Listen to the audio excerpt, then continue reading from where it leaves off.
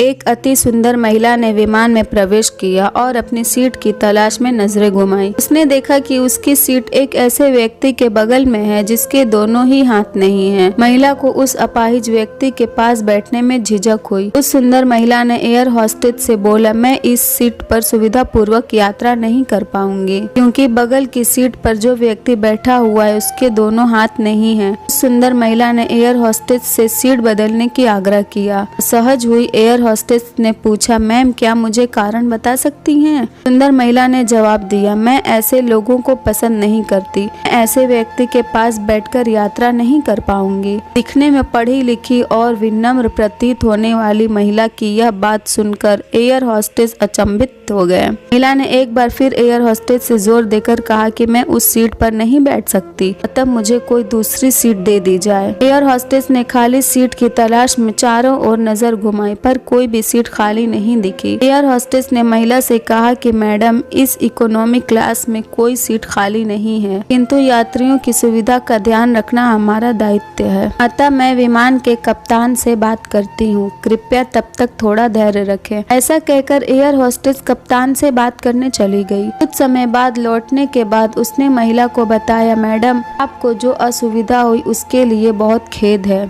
पूरे विमान में केवल एक सीट खाली है और वह प्रथम श्रेणी में है। मैंने हमारी टीम से बात की और हमने एक असाधारण निर्णय लिया। एक यात्री को इकोनॉमी क्लास से प्रथम श्रेणी में भेजने का कार्य हमारी कंपनी के इतिहास में पहली बार हो रहा है। सुंदर महिला अत्यंत प्रसन्न हो गई। तो इसके पहले कि वह अपनी प्रतिक्रिया व्यक्त करती और एक शब्द भी बोल पाती, होस्टेस उस अपाहिज और दोनों हाथ विहीन व्यक्ति की ओर बढ़ गई और विनम्रता पूर्वक उनसे पूछा, सर क्या आप प्रथम श्रेणी में जा सकेंगे? क्योंकि हम नहीं चाहते कि आप एक अशिष्ट यात्री के साथ यात्रा करके परेशान हो। यह बात सुनकर सभी यात्रियों ने ताली बजाकर इस निर्णय का स्वागत किया। वह अति सुंदर दिखने वाली महिला तो अब शर्म से नजरें ही नहीं उठा पा रही थी। उस अपाहिज व्यक्ति ने खड़े होकर कहा, मैं एक भूतपूर्व सैनिक हूँ और मैंने एक ऑपरेशन के दौरान कश्मीर सीमा पर ऐसे बम विस्फोट में अपने दोनों हाथ खोए थे। सबसे पहले जब मैंने इन देवी जी की चर्चा सुनी तब मैं सोच रहा था कि मैंने भी किन लोगों की सुरक्षा के लिए अपनी जान जोखिम में डाली